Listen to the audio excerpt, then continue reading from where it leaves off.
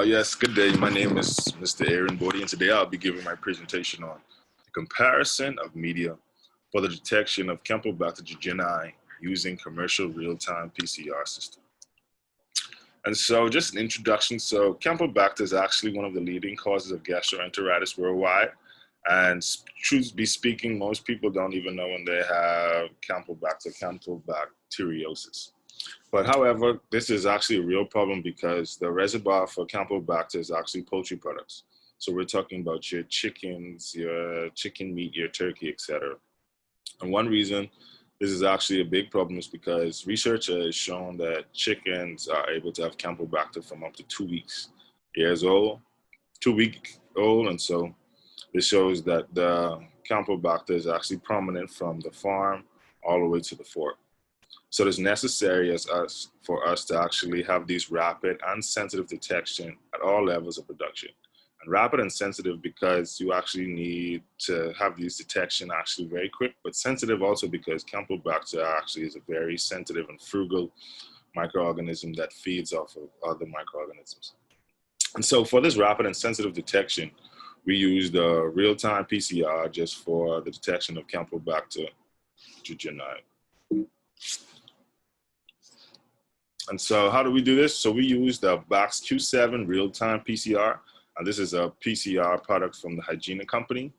And this is actually a rapid PCR system because it actually uses a tablet that contains the actual DNA polymerase as well as the primers. So it eliminates us from actually doing DNA extractions and nanodrops. And so we wanted to see if we can actually detect Campylobacter jejuni using 3 media.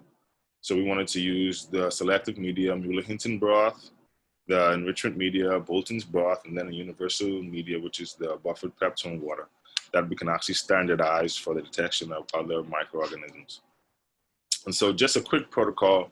And so how do we do this? So we grew the Campylobacter on the MCCDA plates for 24 hours. Then we picked a colony, and then we placed it in actually a flask with 20 milliliters of the respective medium, so the Bolton's broth, the MHB, and the buffered peptone water.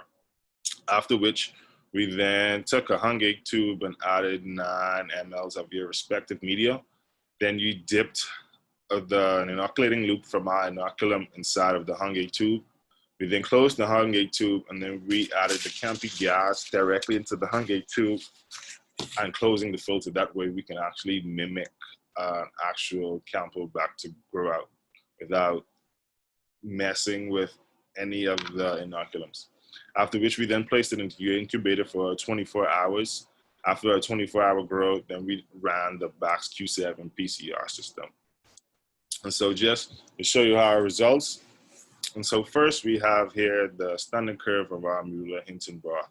And so on our y-axis, we have the CT values from the Box PCR system, and on the x-axis we have our log CFU mLs that we got from our plate counts of actually plating those dilutions.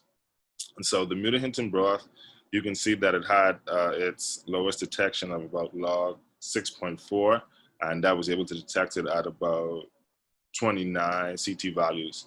And then you had your lowest limit of detection, which was about 2.56, and that was able to detect it right under 40 CT value, the threshold cycle value. So as you can see, we actually had 5 points on the Mueller-Hinton broth that we were able to detect. And then next we did the Bolton's broth, and then again we did have some good detection with the Bolton's broth, as it was able to have a limit of detection at under log 3, and it was close to the actual Mueller-Hinton's broth, where it had a log of about 6.8.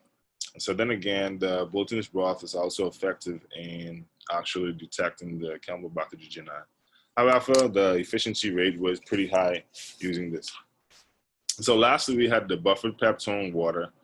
And you can see the buffered peptone water did not yield as much detection points as the other two, which is actually known because it's not an enrichment or selective media, rather universal. And so we were not expecting it to yield as much points.